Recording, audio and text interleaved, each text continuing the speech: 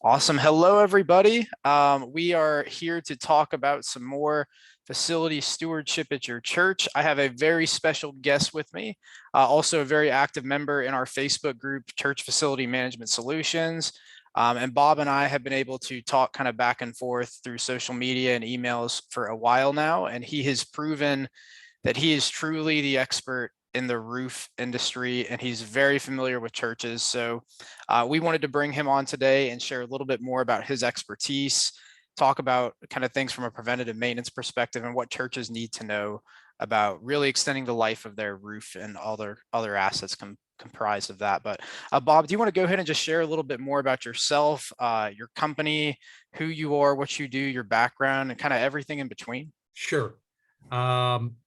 I have a long history, about 40 years in the facilities and roofing, maintenance, construction, pre-construction, design work, and as well as I have about the last 8-10 years, I was in national management, dealing with large multi-unit type of clients. I work, I'm with Tecta America. I am a senior business development and account manager. So I deal with normally companies that have 50 or more units and multiple buildings, different types of roofs, different type of roofing, different types of projects going on.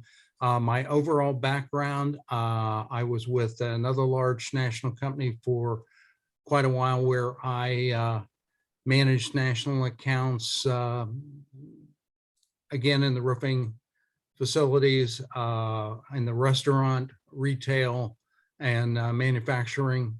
As far as churches, I have probably worked on somewhere around 250 to 300 churches, many of them larger facilities, worked on some projects taking industrial buildings and turning them into churches. And a lot of my expertise is in maintenance and life cycle. So that's kind of a quick overview of my background. Been awesome. active in church since I was a young boy growing up in Central Ohio. That's awesome. I love it. And I know today I'm really going to ask you a lot about what churches should be doing with their roof, but Okay. I really also want to ask you, and we were kind of talking about this a little before we press the record button here, but what are some of the biggest mistakes that you see when it comes to managing roofs or roofing in general, kind of for a church? I'm sure you have dozens of horror stories, but do you see any kind of common denominators over your years that I see the roof be put on and forgotten? That we don't see the churches, plan out a plan of action to maintain that roof. Have it inspected yearly. Sometimes have, as the roof ages, 3 to 5 years, begin having a yearly preventive maintenance program. Usually on most contracts, your first year or two, the contractor is going to come back, or you're going to need to call him to come back and take a look at the roof, make sure everything's sound, watertight. Biggest thing that I also see is lack of pictures. When the roof is constructed or reconstructed, you have to make sure your contractor is giving you a daily report as they're putting a new roof on. Give us a daily report. I'd like to see at least 7 or 8 pictures, 10 pictures of what you've done each day or what you're seeing on our roof as you work through it. Just don't come down on the ground and tell me, hey, I need to replace 3 pieces of decking. Show me pictures of what's happened there. Maybe we want to replace 10 pieces of decking around that area.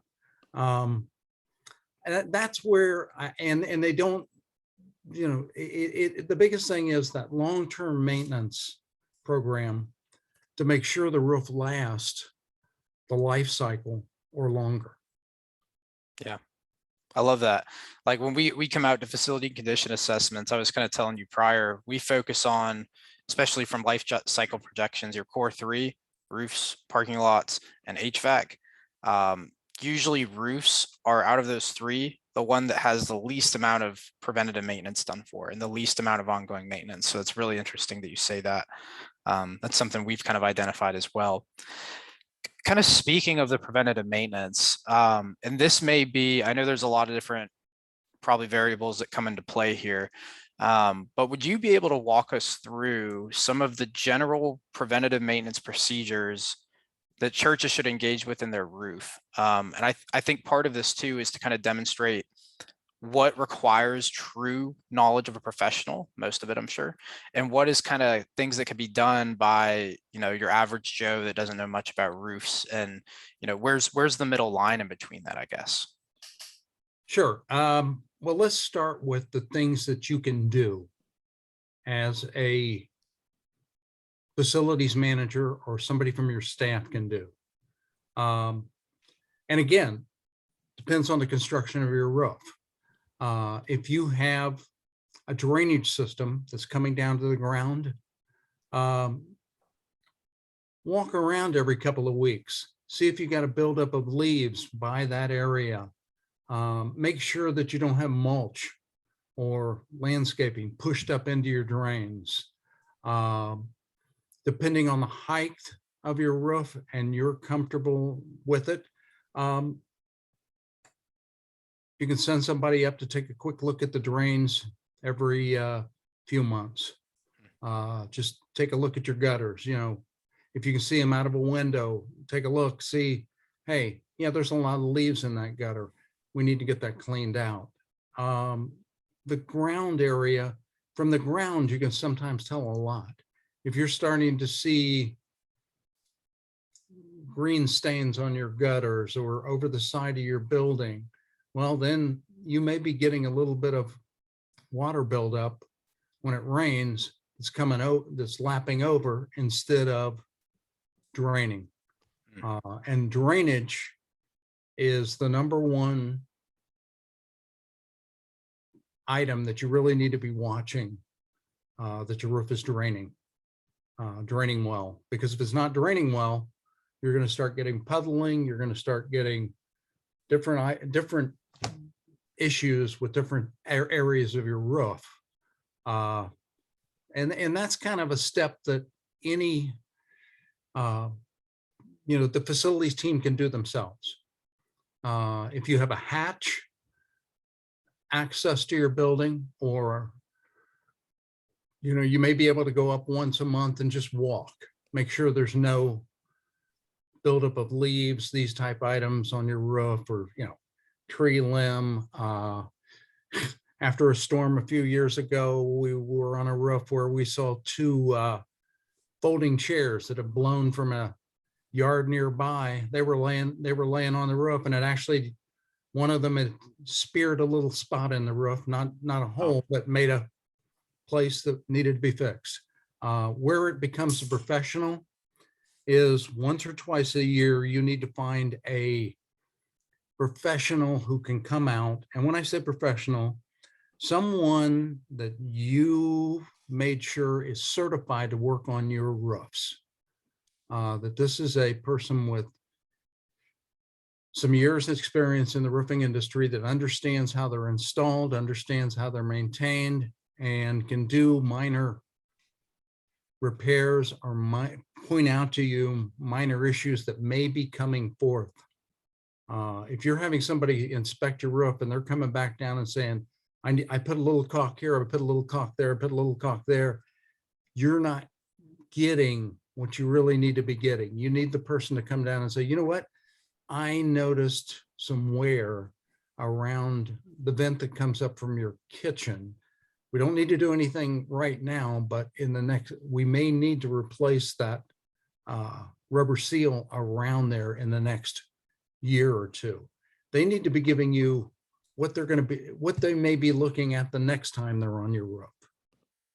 Yeah, that's really good. I think too, one of the things you brought up earlier was what happens if the wrong person is going on your roof.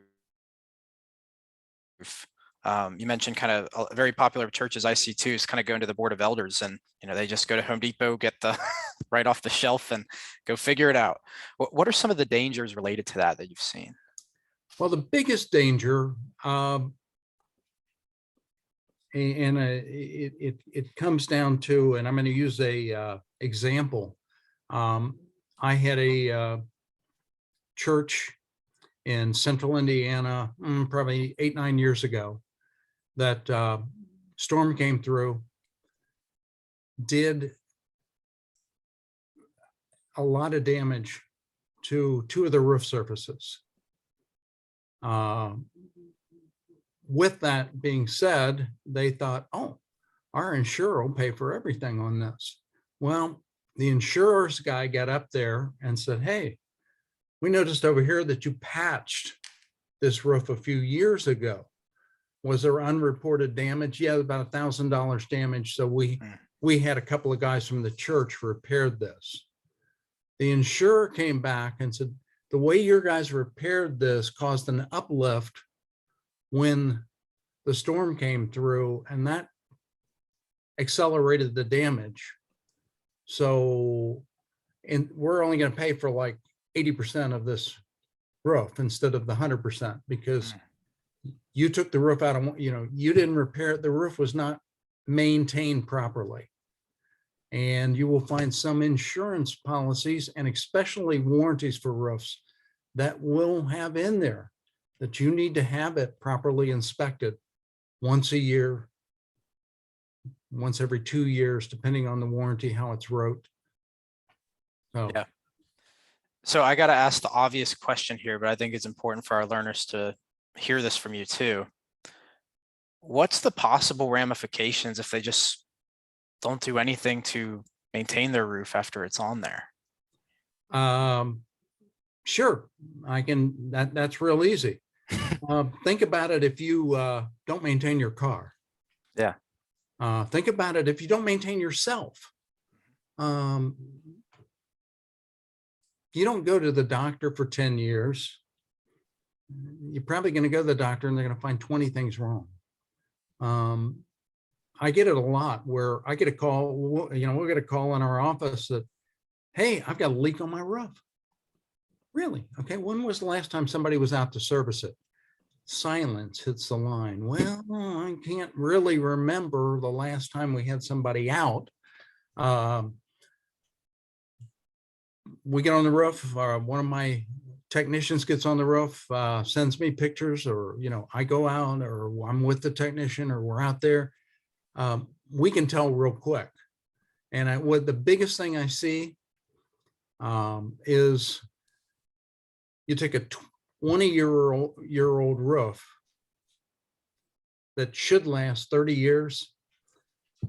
We'll go up on a 20-year-old roof that's had no maintenance. It's shot. It's done. Or we're going to hit the owner with, oh, you need to do this. Well, why do I need to do all this? Because you haven't done anything to your roof for 20 years. Yep. Just like your home. Sealants and around your windows and things. Every so often you got to check the sealant. The same on the roof. Check the, nails get loose, screws get loose. These items happen. Yep. Yeah, and then it's also, the damage that's caused by a leak. If you do that, it just affects there's multiple dimensions of damage that it can cause. And kind of one of the numbers that we've used and has proven true the more and more we've dug into it is every $1 of maintenance deferred actually ends up costing you $4 of maintenance down the road. So I think roofs are the same way. It's kind of like back to pay me now or pay me later. It's like you can just kind of get it taken care of, do it correctly ongoing, or you're going to pay for it severely more down the road. So I really like kind of what you said there and all the specific examples of how that could happen. But from a capital reserve perspective, would you mind talking to me a little bit about how churches should budget either for the ongoing maintenance or the full replacement of their roof, and what you typically see as a best practice in that kind of field?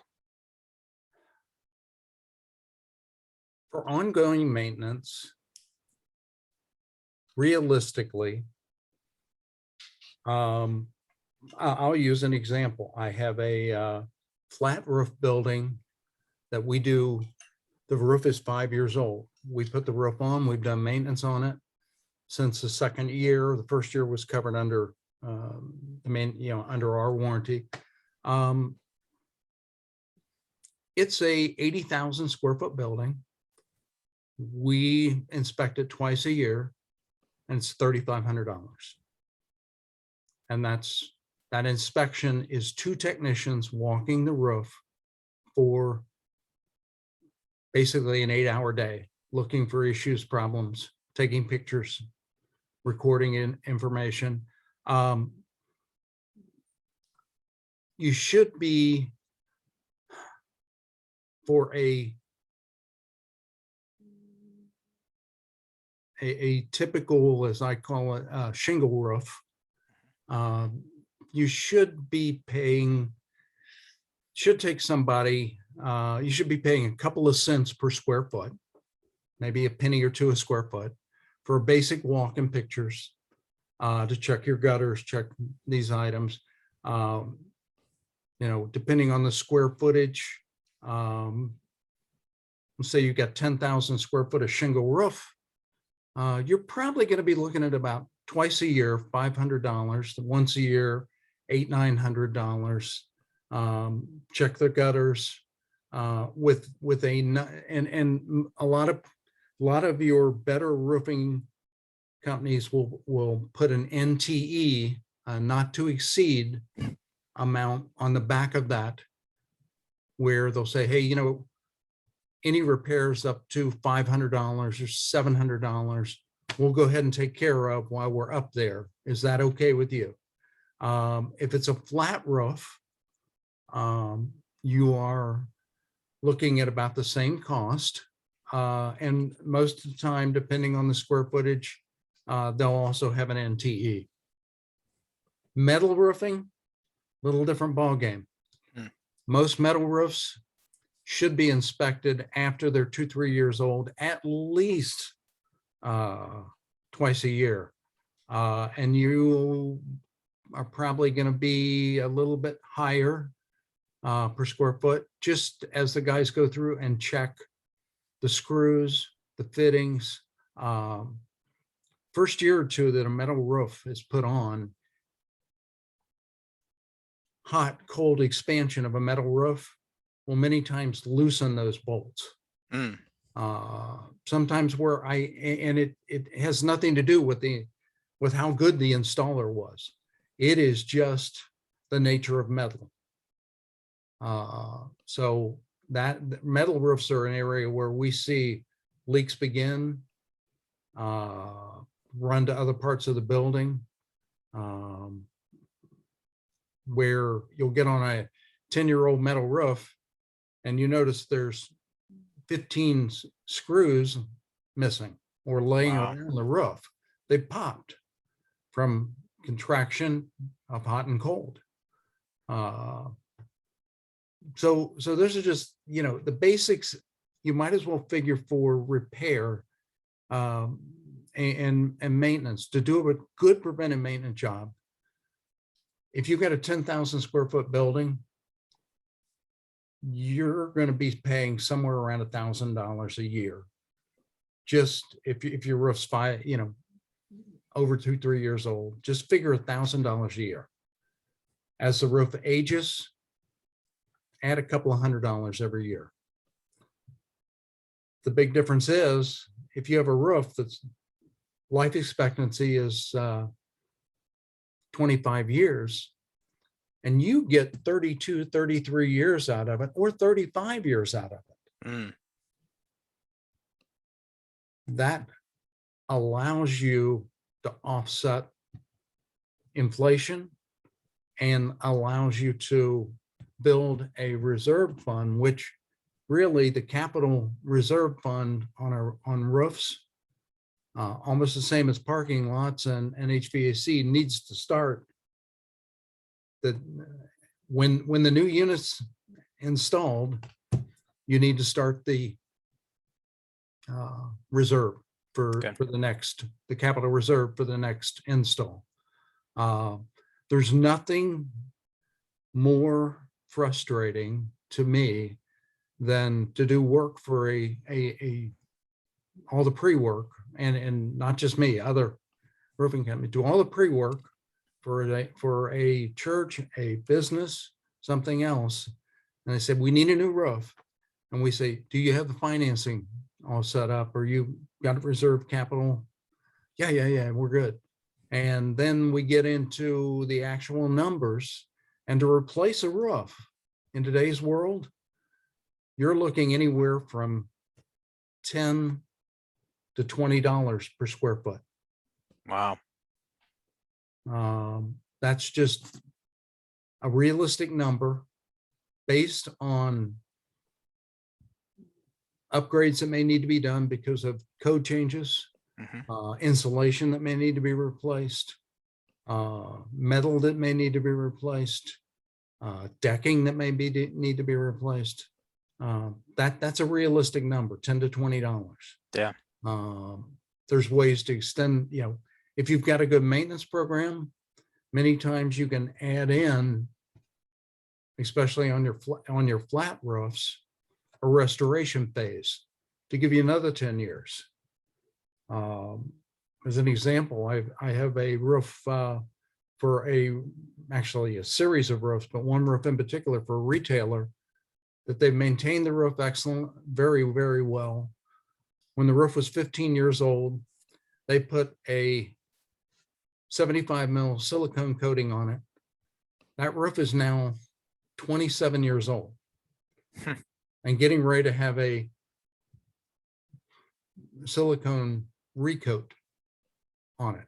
No leaking. The roof's in excellent shape, 27 years old. So there's ways to extend the life of your roof if it's maintained. If you don't maintain your roof, if you're never up on it, if you just kind of forget about it, and then all of a sudden in 10 years you've got a leak, or 8 years you've got a leak, you probably have missed the window for a restoration, a layover type, any type of a what we call a membrane swap, any of those options. By not maintaining the roof, you lose those options. Man, that's really good. And I'm so glad you also mentioned that the capital reserve, start planning for it right when you replace the roof. And the other thing that we kind of advise too is factor in inflation. It's not going to be the same cost 20 years from now as it was today. So factor in that as well, and factor in the unknown. I mean, let's say 35 years ago, nobody would have predicted we would have had the material and labor shortages that we do today, and the other factor that plays into that. So that's something we always try and tell churches to do, is plan for the inevitable, start planning right away, or you're going to pay for it down the road. Because it's really fun and exciting to raise money at the church for the new youth building that we're building onto the church, but to replace our roof for something we didn't plan for, or replacing HVAC or something else, it's not the most exciting way to raise money. So anyway, I think this is awesome. And with your kind of knowledge and expertise, are there any other resources, or I guess what should a church facility manager be doing to continue to improve their knowledge on some of these things, as well as possibly just knowing, we need to contact somebody? I mean, what do you think would be some good next steps for a church facility manager who may be listening to this? Well, the National Roofing Association, the NRA, has some very good resources for facilities managers that's online. They also have regional courses. I would say to the facility manager, take the time to understand what you have roof wise. I was in a conversation on, with several of the people regarding different sections of roofs and the ages. You need to make yourself very aware and get as much information as you can about those additions. Just as an example, I worked with a building. First section was built in 1912. Second was built in 1927. Third was built in 1941. Finished up in 41. Yeah. They had another section in 57, another section in 63, and another section in 78. The techniques that were used in building those different sections, the tools, the actual construction materials that were available were all different. So the ages of the roofs, there were several firewalls that were hidden by the additions. There were a couple of issues where, you walked from one attic down a little hallway into another section of attic that was a complete different section of building. The understructure, the original understructure on the one building was 12 by 12 wood framing on the roof.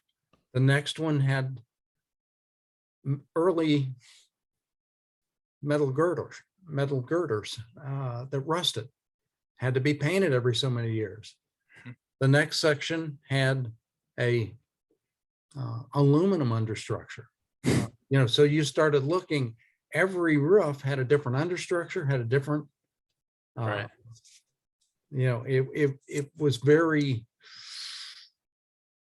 a lot of interest, and when you get those sections, maintaining them is going to take a little different skill set. So you really need to find somebody who understands your church. Yeah. And is willing to take the time. My best thing, if a guy comes out and gives you an estimate in 30 minutes without taking a really good walk of your church and the roof, the interior, probably not your guy. It's good. So Bob, I think this is going to help a lot of people. If anybody would like to reach out to you, would you be willing to let them do that? And sure. If so, do you have a preferred way that you'd like to reach them, or they'd like you to reach them? They could reach me. I have they can reach me at my work email, but if it's just a question of, hey, Bob, can you give me a little insight? My personal email, or contact me through the Cool Solution website, or however they want to. I can give you my personal email is P as in Paul, SWARTZ @zoomtown.com. Awesome. So they can reach me there. That's or like I said, they can reach me at my work, which is RSWARTZ @TectaAmerica.com. Great. Either one of those, they could reach me. And I'll leave both of those emails in our show notes here, so they have those in the description. And I think you told me at the beginning of this call, do you, at Tecta America, you guys service nationwide, is that correct? Or you assist nationwide? Okay. So for anybody listening who may need assistance with their roof, Bob's a man to call. He knows his stuff, and he's really willing to get you connected to the right person. So highly recommend him as well. But any other last minute thoughts from you, Bob, before we go ahead and close things out today? The biggest thing is so many people forget that the ark had a roof because it was going to rain, and your building everything inside is vulnerable to the weather if you don't have a good roof. I remember going in a church a while back, and 60 years worth of choir robes were ruined because of a hidden roof leak.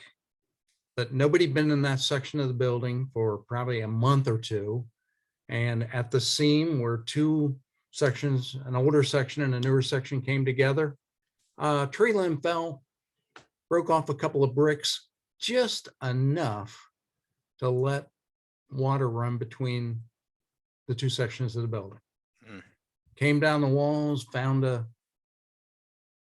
water will find a hole. And ran into the room where these choir robes have been stored. The only reason they noticed it was kids playing, running through the building. One of the kids said, "It really smells in that back hallway." Isn't that amazing that that's how it was found out and discovered? Man, well. So any way you can protect your building. Two things people that are visiting your church will see.